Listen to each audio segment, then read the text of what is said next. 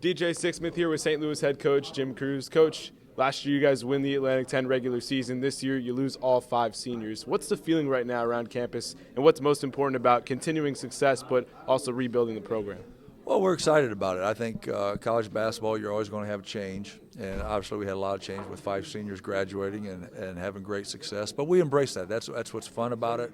You have new personalities, new God-given abilities, and developing new relationships because our program is based on relationships. So that takes time to give to those guys and forget on the floor. I'm talking about off the floor, getting to know them, but that's what's good. But we're not going to change our standards or our values in doing so.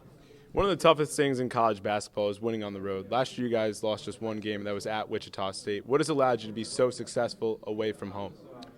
Our guys have had a great ability to really, you couldn't tell if we won or lost very many times. I mean, they were very emotionally mature, stable, humble when we won, disappointed when we got lost, but they didn't get an emotional meltdown about it. And our process is just clean up what we did yesterday, no matter if it's good or bad. Let's just work on little things and keep working on our fundamentals and the player development, and that's kind of the invisible force to get us going. So they played that way on the road or home. It just didn't make any difference. It's basketball, and that's how they looked at it.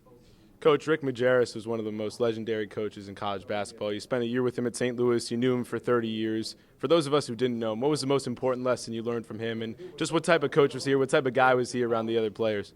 Well, first of all, he's a great friend of mine. He was always there. If I was ever struggling or something in our family was ever struggling over the years, Rick would really stretch out his hand and help in any way he could help. So he was a dear friend from that standpoint. From a coaching standpoint, Rick, he coached differently than really any guy that I've been around in terms of he would teach his guys a lot through mental reps in terms of physical reps.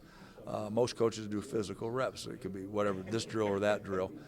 He would do those drills, but they'd get very, very few reps, and he'd be giving a clinic, and they would learn. And it was kind of interesting because you wouldn't think they'd be in shape. You wouldn't think they would get the rhythm of the game and everything else. But tremendous teacher with it, tremendous detail with it. And the kids really responded well to him. He is a very, very, he would hold them accountable, a very, very positive coach. And, Coach, finally, you guys are picked 9th to finish in the Atlantic 10 this year. You're used to being towards the top of the conference. What do you think it's going to be like to play with a little bit of a chip on your shoulder as opposed to being that one with the target on your back? Well, our guys have done a great job of not worrying about those things. If they pick us, whatever they picked us last couple of years, they picked us.